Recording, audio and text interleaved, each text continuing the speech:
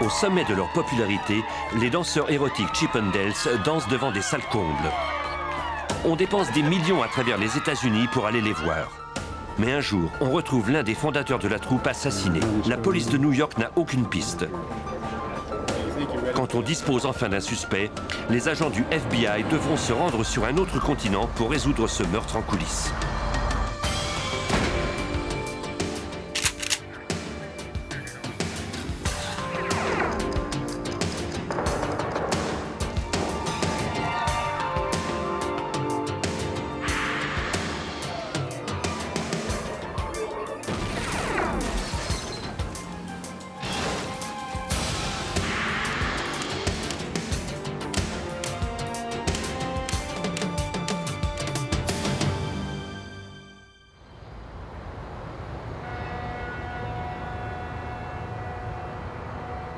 La ville de New York est réputée pour son industrie du spectacle prospère. Tout autour de Times Square se trouvent les bureaux de centaines de producteurs de spectacles qui cherchent à mettre la main sur leur prochain succès. En 1987, l'un de ces bureaux situé au 15e étage d'un immeuble de la 40e rue Ouest était le siège social de Unicorn Productions. Nick DeNoia en était le président fondateur. Fait cocasse, ce producteur d'émissions de télévision pour enfants, qui avait reçu des trophées Emmys à 5 reprises, était maintenant mieux connu comme le producteur et vice-président de la troupe de danseurs érotiques Chippendales. Le 7 avril 1987, il fut abattu d'un coup de feu. Un collègue entendit la détonation.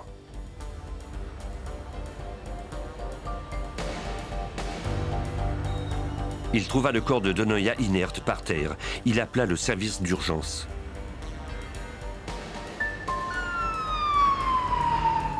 Une ambulance et des policiers arrivèrent quelques instants plus tard. Les experts en scène du crime de la police de New York recueillirent les indices. Ils trouvèrent notamment la douille d'un projectile provenant d'une arme automatique de 9 mm. Le collègue de DeNoia déclara à l'enquêteur Michael Gates de la section des homicides qu'un homme à l'allure étrange était venu au bureau peu avant la fusillade. Selon lui, environ 30 ou 45 minutes plus tôt, quelqu'un est entré dans le bureau et lui a demandé s'il était Nick. Il lui a répondu que non, que Nick était dans l'autre bureau mais qu'il était occupé. Sans même lever les yeux de sa table de travail, l'associé indiqua du doigt le bureau de DeNoia. Il n'avait même pas vu le visage de l'inconnu. Le témoin ajouta que quelques instants plus tard, le même homme se trouvait dans les toilettes en même temps que lui. Pendant que le témoin se trouvait dans les toilettes, il a entendu l'homme quitter l'endroit. Quelques secondes plus tard, il a entendu les portes de son bureau s'ouvrir. Ensuite, il a entendu le coup de feu. La dernière chose que le témoin entendit fut la porte de l'escalier de secours s'ouvrir avec fracas avant de se refermer. Le détective Geddes refit le chemin emprunté par le meurtrier en espérant trouver des indices sur son identité. J'ai emprunté le parcours le plus probable du meurtrier pour voir s'il avait laissé des indices dans sa fuite. J'ai descendu les 15 étages, si je me souviens bien, puis je suis arrivé en bas et j'ai remarqué qu'il y avait 2 portes de sortie. L'une d'elles ouvrait sur le hall de l'immeuble, l'autre menait au monte-charge. Je suis alors sorti du côté du monte-charge, puis je suis revenu sur mes pas pour sortir cette fois-ci dans le hall et voir la différence entre les deux. Au rez-de-chaussée, les détectives fouillèrent le secteur près du monte-charge. Ils appliquèrent de la poudre à la recherche d'empreintes, mais aucune d'entre elles n'était assez nette. L'opérateur du monte-charge affirma avoir vu un homme ouvrir la porte plus tôt et sortir dans la rue. Il se rappelait que l'individu portait un jean et qu'il avait les cheveux foncés. Il nous a également raconté comment l'individu était sorti de l'immeuble pour aboutir sur la 40e rue. En sortant, il a tourné à gauche en direction de la 8e avenue.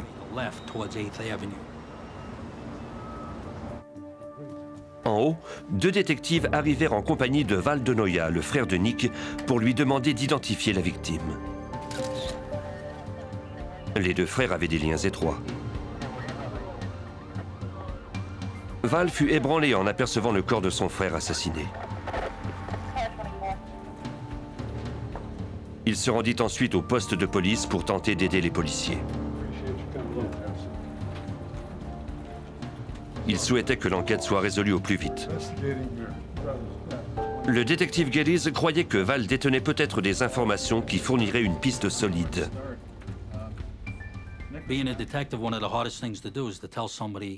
En tant que détective, la chose la plus difficile à faire, c'est d'annoncer à quelqu'un qu'on ne peut pas résoudre l'enquête sans son aide. Je lui ai alors dit, « Écoutez, si c'est relié à une relation d'affaires ici, dans la région de New York, à une relation amoureuse ou une quelconque relation de type émotionnel, nous aurons de bonnes chances de résoudre rapidement ce crime. »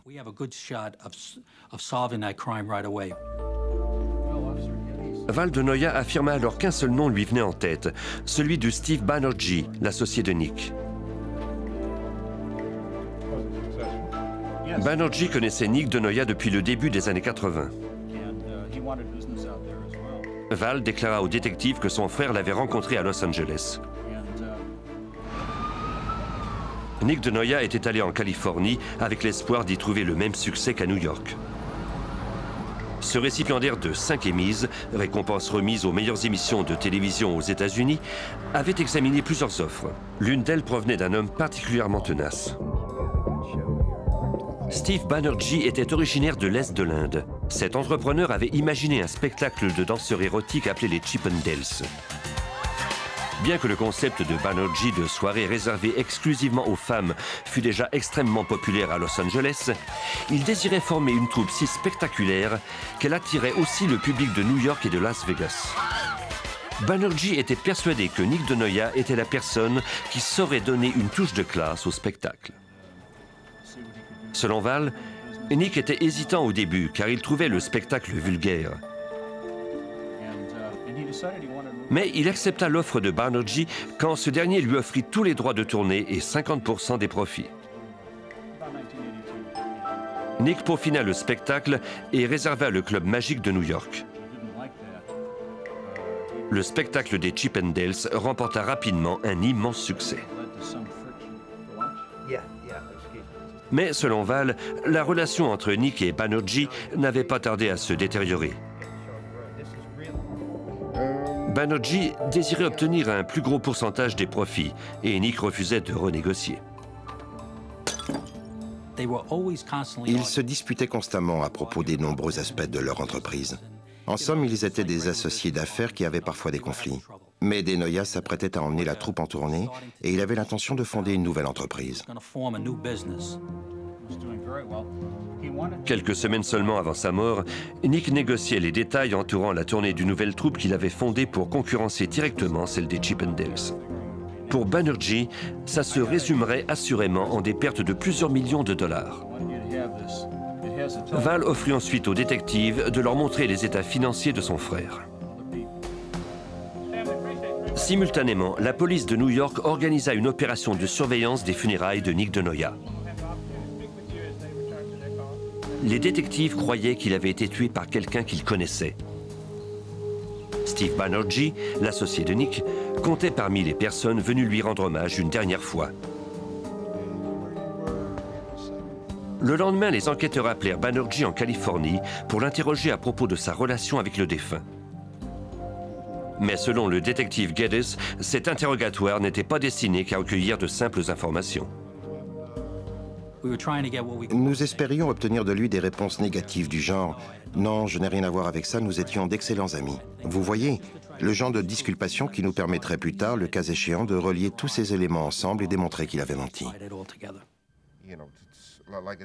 Banerjee ne contredit à aucun moment ce que les policiers savaient déjà. Il reconnut que de Noia et lui ne s'entendaient pas et qu'il lui en avait voulu d'avoir formé cette autre troupe de danse. Il ajouta que le 7 avril, soit le jour du meurtre, il était resté à Los Angeles toute la journée. Cela n'excluait pas la possibilité qu'il ait engagé un tueur, mais les détectives n'en avaient aucune preuve. La famille de Noia offrit alors une grosse récompense à quiconque leur donnerait des informations à propos du crime. Les policiers reçurent de nombreux appels, mais aucun d'entre eux se révéla intéressant. Nous avons toujours pensé que ce Steve Banerjee était impliqué dans l'affaire, mais personne ne parvenait à nous donner des preuves concrètes, ni même à nous mettre dans la bonne direction pour que nous puissions établir des liens entre les événements et les suspects. À défaut de meilleures pistes, on recueillit de l'opérateur du monte-charge la description de l'homme qui avait dévalé l'escalier à toute vitesse.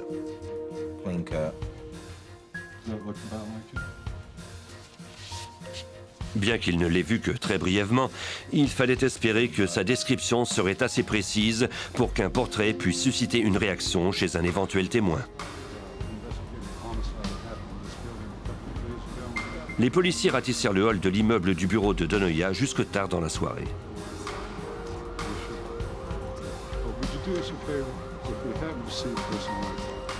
On demanda à tous ceux qui y travaillaient s'ils reconnaissaient le visage sur le portrait esquissé du suspect.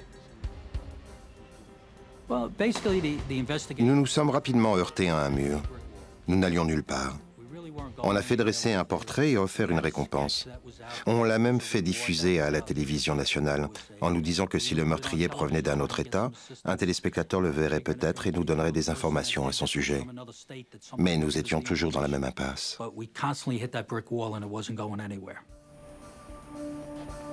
Pas l'ombre d'une piste ne se profilait à l'horizon.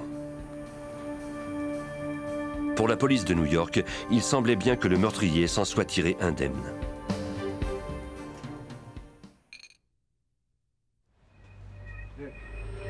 Quatre années s'étaient écoulées depuis l'assassinat du concepteur du spectacle des Chippendales, Nick Donoya, dans son bureau de Manhattan. L'enquête n'avait jamais été résolue. Puis, en juillet 1991, à plus de 4000 km de là, l'agent spécial Dan West du bureau du FBI de Las Vegas reçut alors un appel téléphonique. L'homme au bout du fil lui avoua avoir touché 25 000 $ pour commettre 2 meurtres. J'ignorais s'il s'agissait d'une mauvaise blague ou si c'était vrai. Il n'est pas rare que nous recevions ici au bureau de Las Vegas des appels de plaisantins, particulièrement les week-ends. Je lui ai alors demandé des détails précis à propos de ces présumés meurtres organisés. L'interlocuteur de West déclara qu'un homme du nom de Ray Colon l'avait engagé pour tuer les 2 gérants d'une troupe de danseurs érotiques en tournée en Angleterre.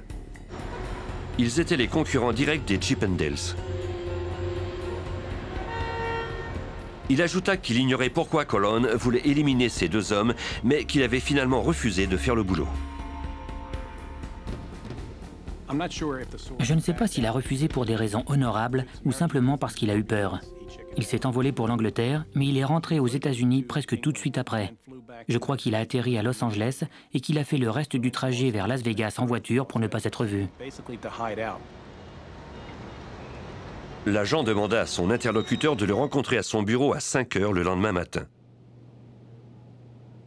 Il lui fallait vérifier les dires de l'inconnu.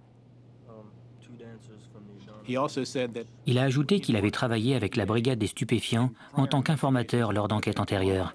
Il m'a fourni le nom de l'agent de la brigade qui pourrait se porter garant de lui.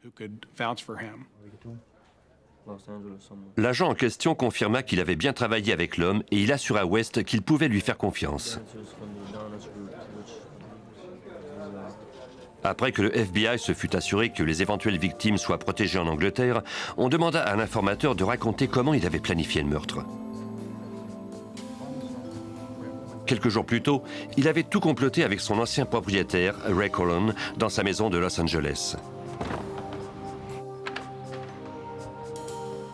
Colon l'avait conduit dans son garage où il lui avait présenté son beau-frère qui revenait tout juste d'Angleterre où il avait épié les victimes. Ce dernier indiqua à un informateur qu'il pourrait trouver la troupe à Blackpool le 20 juillet où elle devait donner un spectacle. En raison des lois très strictes en matière de possession d'armes à feu en Angleterre, il était hors de question d'y apporter une arme. Colon ordonna donc à son tueur à gages de liquider les 2 hommes en leur administrant une injection fatale. Il avait versé une dose de cyanure dans une petite fiole. Il croyait qu'il serait facile de passer le poison aux douanes en le mettant dans une bouteille de gouttes pour les yeux. Pour arrêter Ray Colon, l'agent du FBI devait obtenir des preuves plus solides que ses seules déclarations. L'informateur accepta alors d'enregistrer une conversation entre lui et Colon. Il l'appellerait en lui faisant croire qu'il était toujours en Angleterre. Par ces conversations téléphoniques, nous avons essayé d'obtenir des preuves formelles que Colon avait participé au projet de tuer les deux personnes et peut-être même organisé le projet. Nous avions obtenu des informations de notre source et nous devions maintenant les corroborer grâce aux enregistrements.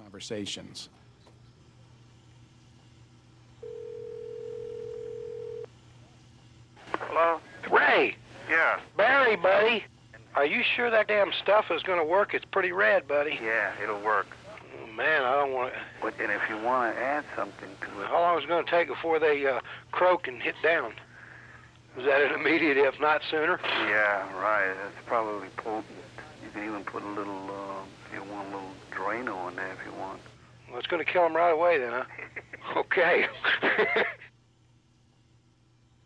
It was evident from the beginning that Dès le début, il est devenu évident que non seulement Ray Colon avait participé à ce complot, mais qu'il en était l'instigateur. Colon a donné de nombreuses suggestions à notre informateur sur la meilleure façon de tuer ses deux futures victimes.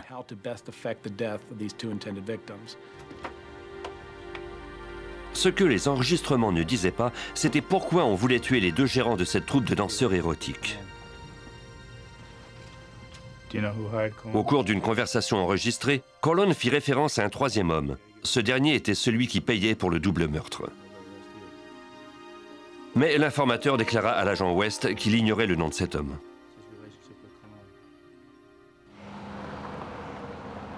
Deux jours plus tard, le mercredi 25 juillet 1991, après avoir examiné toutes les preuves du FBI, un juge fédéral de la Californie émit un mandat de perquisition de la résidence de Colon à Los Angeles.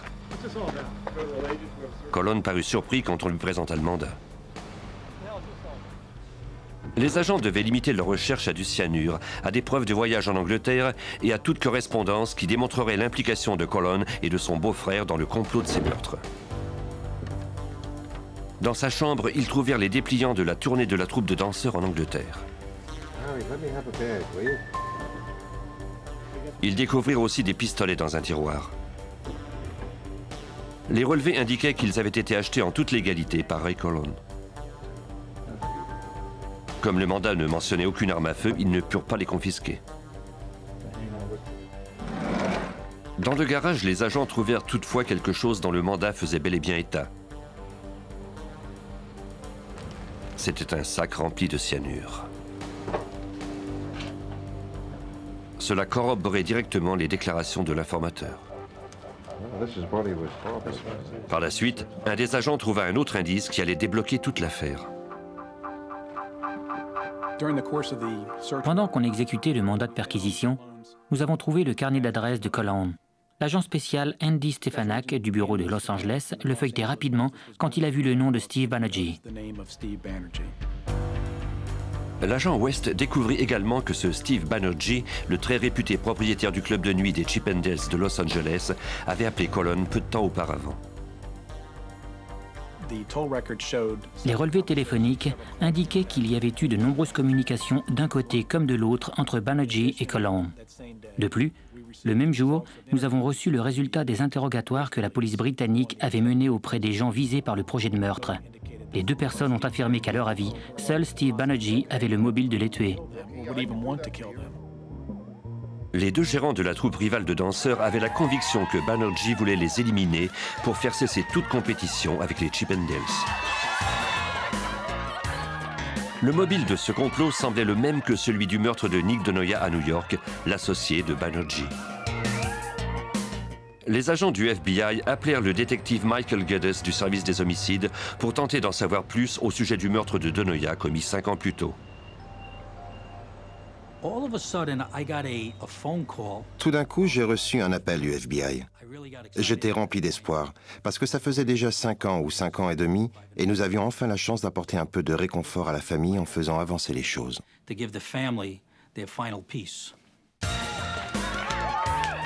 Mais ni la police de New York, ni le FBI n'avaient encore de preuves formelles contre Steve Banerjee. Et les agents ignoraient encore s'ils pourraient compter sur l'aide de Colon pour faire progresser l'enquête. Nous ne savions pas si Colon était impliqué ou non dans le meurtre de Denoya. Le portrait robot lui ressemblait, mais ce n'était pas une concordance parfaite.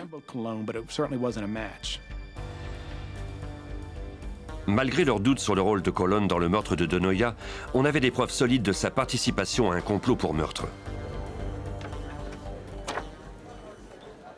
Confronté à une éventuelle incarcération, il accepterait sans doute de parler. Colon savait qu'il allait payer. Il n'y avait aucun doute là-dessus. Il s'était fait prendre alors qu'il complotait le meurtre de 2 personnes. Il devait accepter le fait qu'il serait incarcéré, mais qu'il le serait bien moins longtemps s'il acceptait de collaborer avec nous.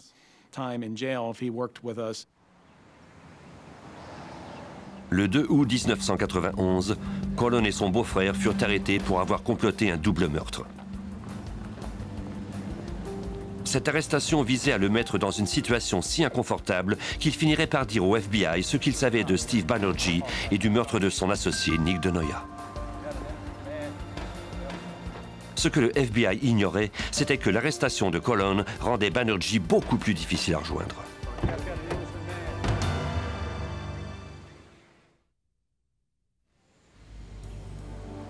En août 1991, le FBI arrêta Ray Colon et son beau-frère à Los Angeles pour avoir comploté un double homicide. Leur cible, qui s'en était tirée saines et sauves, étaient les 2 gérants d'une troupe de danseurs érotiques en tournée en Angleterre. Les agents étaient d'avis qu'un 3e homme, Steve Banerjee, le créateur des Chippendales, les avait engagés pour tuer les 2 hommes. L'agent spécial Dan West devait toutefois étoffer ses convictions pour procéder à l'arrestation de Banerjee. Il espérait obtenir des preuves solides de Ray Colon. Colon savait qu'il était dans son intérêt de collaborer avec le FBI. Il nous avait laissé entendre que nous ne connaissions qu'une infime partie des faits. Et puis, il a saisi une feuille de papier et nous a montré un point en disant « Actuellement, vous n'avez que ça. Je peux vous donner tout le reste de la page. » Ainsi que les agents le soupçonnaient, Colon reconnut que Steve Banerjee l'avait engagé pour comploter les 2 meurtres. Il ajouta que le richissime propriétaire du club des Chippendales avait également commandé le meurtre de son associé Nick Denoya à New York 5 ans plus tôt.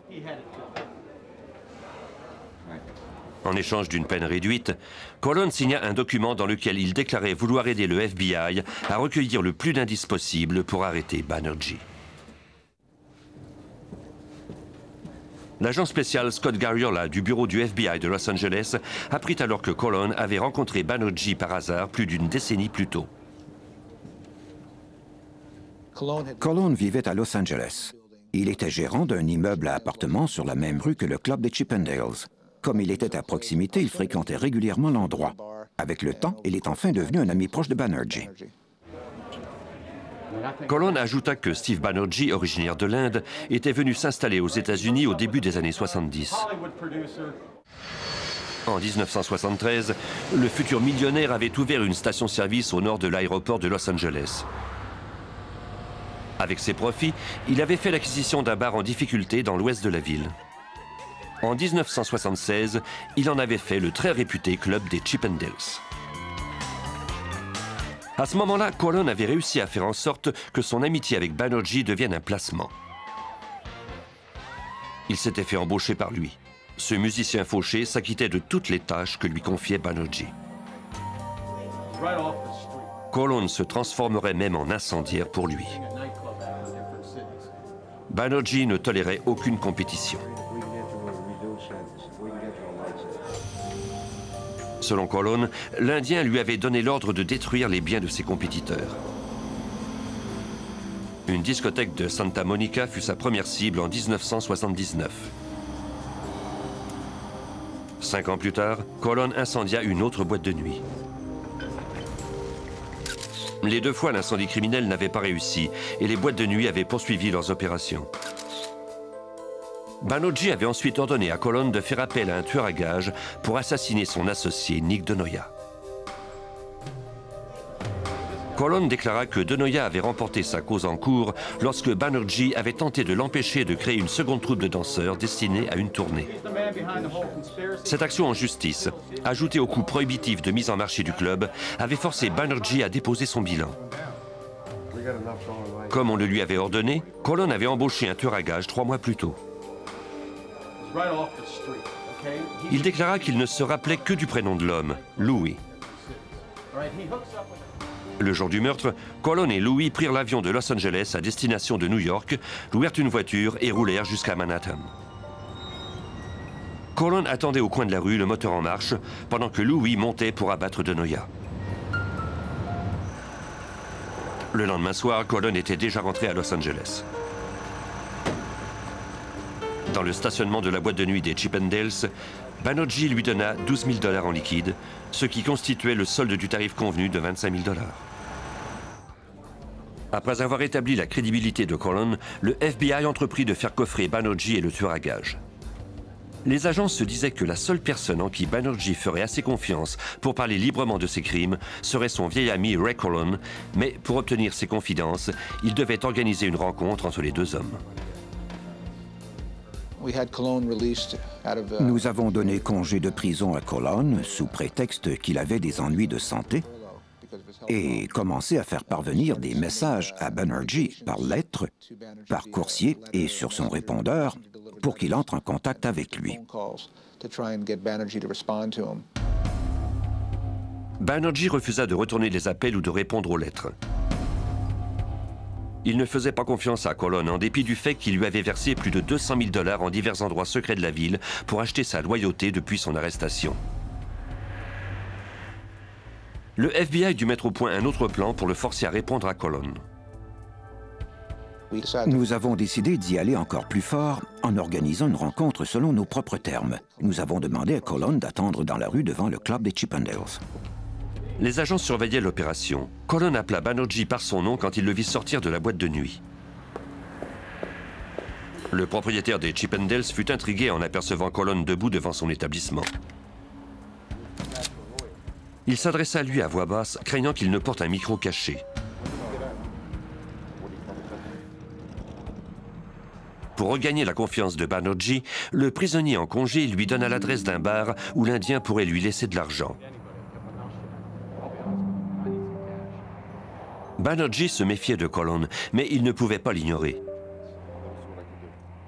Il lui promit de lui donner le prochain paiement le lendemain soir.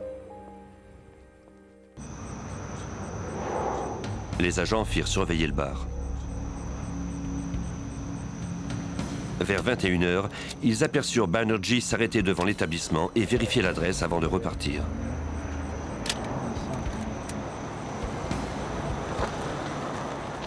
Peu de temps après, un coursier vint livrer un colis.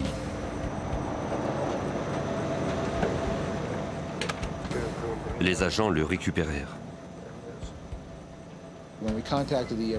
Quand nous avons contacté l'entreprise de messagerie qui avait envoyé le colis, on nous a dit que l'adresse de l'expéditeur était une boulangerie voisine du local de répétition de la troupe des Chippendales. De retour au bureau du FBI, les agents ouvrirent le colis sans savoir exactement si c'était dangereux. Ils trouvèrent 14 000 $. Cette rondelette somme signifiait que Banerjee n'avait pas l'intention de se débarrasser de Ray Colon, même si l'on ignorait toujours s'il se déciderait un jour à lui parler. On ignorait également si l'on finirait par retrouver le tueur à gages prénommé Louis.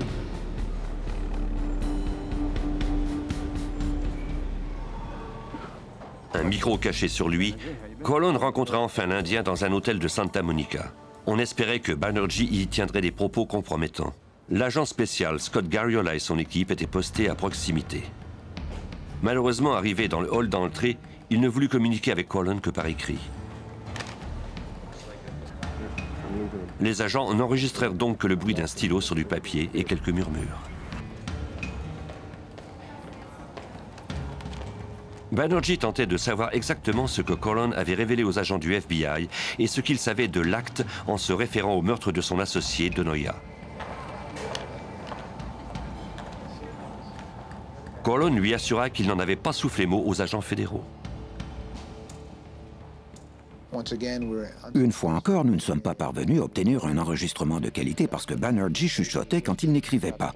Dès que Colon haussait le ton, Banerjee lui ordonnait de se taire en mettant un doigt contre ses lèvres et en lui répétant « On ne peut pas parler ». Malgré ses soupçons concernant la loyauté de Colon, Banerjee lui donna un autre paiement sous les yeux des agents. Le colis contenait 30 000 $, soit plus du double de la première fois. Malheureusement pour les enquêteurs, il n'y a rien d'illégal à remettre de l'argent liquide à quelqu'un. Ça pouvait tout aussi bien être un prêt pour régler les frais d'avocat que Colon devait assumer. Sans l'enregistrement qui démontrait que Colon et Banerjee étaient des complices, cet argent ne représentait rien. Colon ne se rappelait pas le nom de famille du tueur qu'il avait engagé en 1987, mais il se rappelait toutefois qu'il se prénommait Louis et qu'il vivait dans la partie est de Los Angeles. Colon n'avait ni son nom de famille ni son adresse. Nous l'avons amené à quelques reprises dans le quartier et il a pu nous indiquer dans quelle maison Louis vivait alors.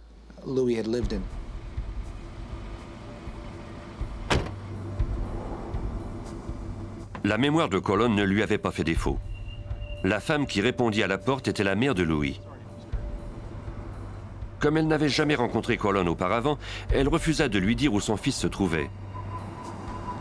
Colon l'assura qu'il voulait simplement lui donner du travail et lui remit sa carte de visite.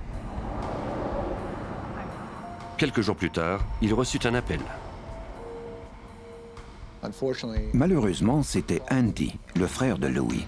Nous devions dès lors établir des liens avec lui pour tenter de découvrir où Louis se trouvait. Un mois plus tard, Andy révéla enfin à Colon qu'il trouverait son frère, Robert Rivera Lopez, à la prison du comté de Los Angeles. Rivera, dont le surnom était Louis, était incarcéré pour possession de narcotiques et devait être remis en liberté quelques mois plus tard. Cet héroïnomane aurait rapidement besoin d'argent après sa remise en liberté et il serait sûrement intéressé par l'offre de Colon. Une fois encore, Colon a mis au point avec nous cette nouvelle commande pour laquelle il avait besoin des services de Rivera. Conformément au plan que nous avions établi, il devait lui faire croire que quelqu'un avait été témoin du meurtre qu'il avait commis en 1987 et qu'il devait y retourner pour l'éliminer. Vers la fin de 1992, Colon rencontra le tueur à gages pour la première fois depuis 5 ans. Les agents du FBI enregistrèrent la conversation entre leur informateur et Louis Rivera alors que Colon lui expliquait les détails du prochain meurtre et tissait ainsi lentement une toile pour le prendre au piège. C'était l'occasion ou jamais d'obtenir les aveux du tueur à gages. La veille de Noël 1992, Rivera parla enfin en détail du rôle qu'il avait joué dans le meurtre de Nick DeNoia.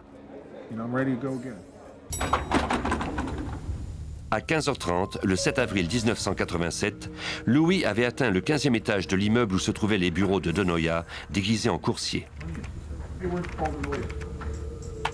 À l'exception d'un homme à l'accueil, l'endroit était désert.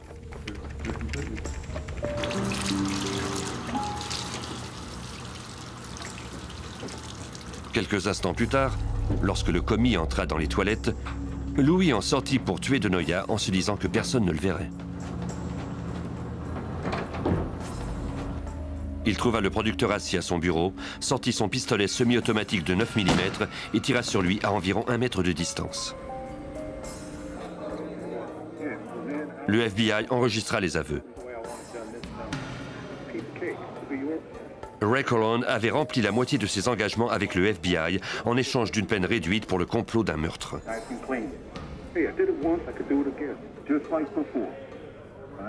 L'autre moitié reposait sur sa capacité à obtenir les aveux de celui qui avait commandé le meurtre de Nick DeNoia, son vieil ami Steve Banerjee. Jusque-là, plus d'1 an après son arrestation, Colon n'y était pas encore parvenu.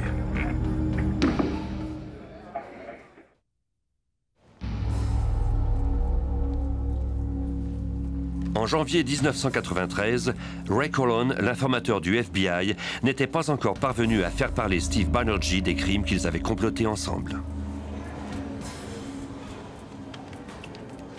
Ils s'étaient rencontrés à plusieurs reprises, mais Banerjee était trop paranoïaque ou bien trop rusé pour se faire enregistrer à son insu. Au cours d'une de ces réunions, Banerjee suggéra à Colon de l'aider à se trouver une planque outre-mer.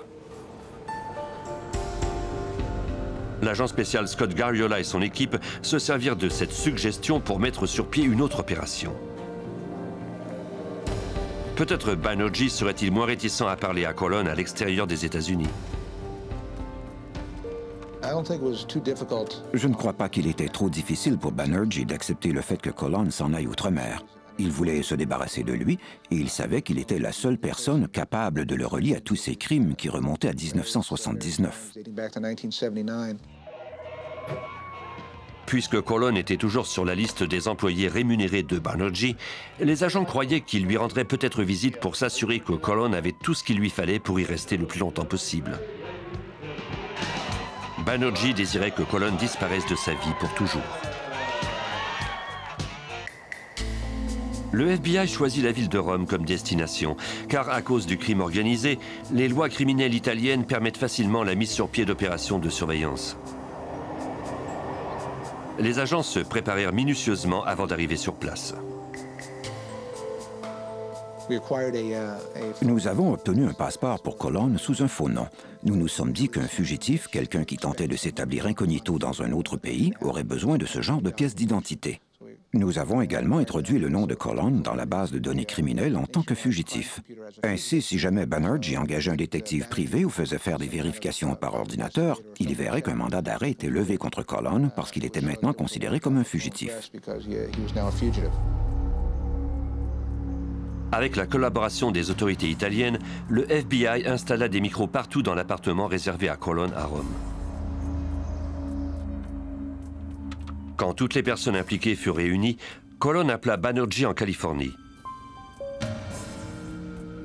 Le présumé meurtrier indien savait que Colon se présenterait sous le nom de Underwood lorsqu'il l'appellerait. Yeah.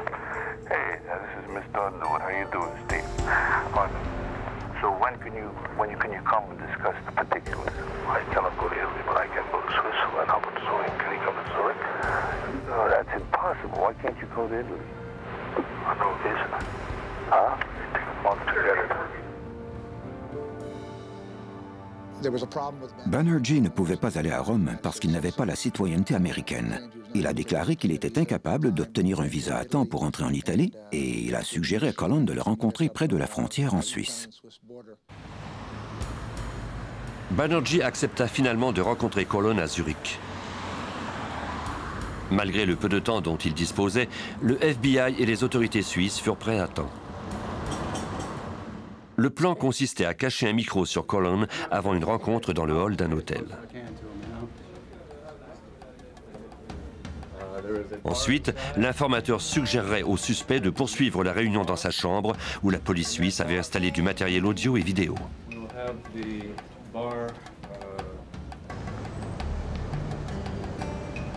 On avait réservé 2 chambres voisines.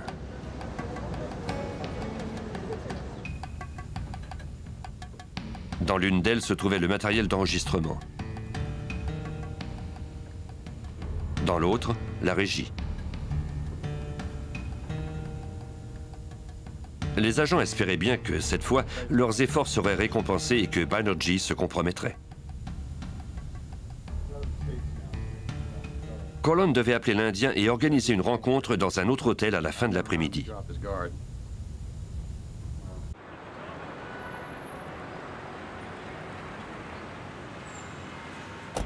Comme prévu, Banerjee arriva le premier. Des agents secrets et des policiers suisses étaient postés un peu partout dans l'hôtel, déguisés en employés de l'établissement. Il s'assit au bar pour y attendre l'appel de Colon.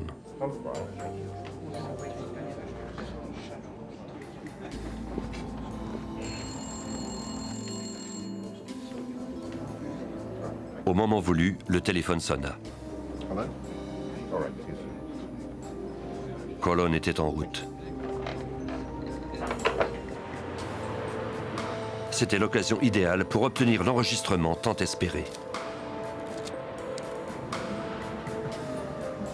Pour s'assurer que la voix de Banerjee serait la plus audible possible, on avait caché un micro sur la veste de Colon. Mais Colon était si nerveux qu'il ôta sa veste en arrivant sans y penser. Le résultat, les agents n'entendaient plus un mot de la conversation. Des années de travail acharné risquaient d'être perdues à tout jamais. Il semblait peu probable que Banerjee accepterait de revoir Colon de nouveau. Nous étions aux prises avec un problème de taille.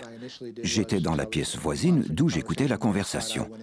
Je me suis alors placé dans l'entrée du restaurant en espérant que seul Colon me verrait et j'ai enlevé puis remis ma veste à quelques reprises pour lui faire comprendre qu'il devait enfiler la sienne. Mais Colon ne vit pas les efforts désespérés de l'agent. Il était bien trop nerveux pour quitter Banerjee des yeux.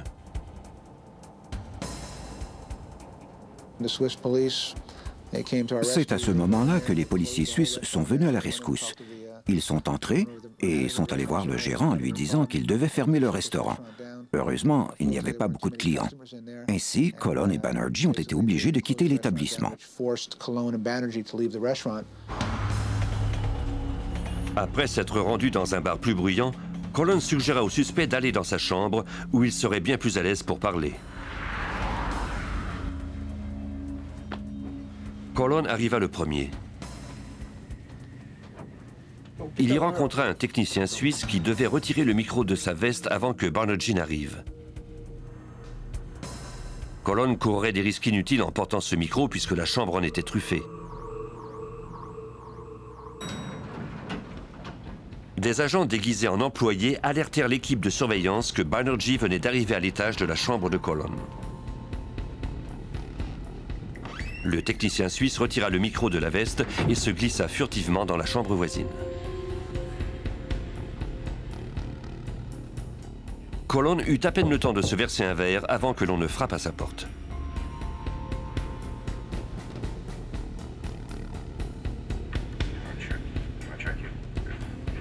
La première chose que Banerjee fit, ce fut de vérifier qu'il n'y avait pas de micro caché sur Colon. Quand il constata qu'il n'y en avait pas, il se détendit enfin. Colon lui servit un verre. Son vieil ami commença à se confier. Banerjee se sentit assez à l'aise pour parler du meurtre de son associé. Il mentionna les 25 000 $ qu'il lui avait donnés pour payer l'acte, comme il l'appelait. Il passa également quelques commentaires sur les hommes en Angleterre qu'il avait voulu faire assassiner. Il alla même jusqu'à mentionner à Colon les incendies criminels qu'il lui avait commandés en 1979. Après 5 ans et demi depuis le meurtre de Denoya et à près de 10 000 km de la scène du crime, la persévérance du FBI portait enfin fruit. On tenait ses aveux sur bande magnétoscopique et Colon se méritait une remise en liberté plus rapide. Ça a été le coup de grâce dont nous avions besoin pour piéger Banerjee. Avec cet enregistrement, nous avons pu corroborer tout ce que Colon nous avait révélé depuis le début. Le 2 septembre 1993, devant la boîte de nuit des Chippendales à Los Angeles, on procéda à l'arrestation de Steve Banerjee pour racket et meurtre au premier degré. Devant la possibilité que Banerjee écope d'une peine de prison à perpétuité, l'équipe qui assurait sa défense fit une offre au procureur de l'État. Banerjee plaiderait coupable aux accusations et renoncerait à ses intérêts dans les Chippendales pour une peine d'emprisonnement réduite. L'État de New York accepta son offre. Il fut finalement condamné à une peine de 26 ans d'emprisonnement dans une prison à sécurité maximum. Mais pour Banerjee, cette peine était encore trop sévère. En octobre 1994, après avoir entendu sa sentence, il se pendit dans sa cellule. Michael Geddes, le détective de New York qui avait enquêté sur le meurtre de Nick Denoya 6 ans plus tôt, fut soulagé de voir cette enquête conclue. Depuis l'arrestation de Steve Banerjee et les aveux de Colon, j'ai pu voir un changement s'opérer chez Val Denoya, le frère de la victime, et sa femme. La paix est revenue sur leurs traits. Ils ont recommencé à sourire. Steve Banerjee avait immigré aux États-Unis dans l'espoir d'y faire fortune. Aveuglé par la poursuite de ses désirs, il a confondu son insatiable besoin de pouvoir et de richesse avec le rêve américain.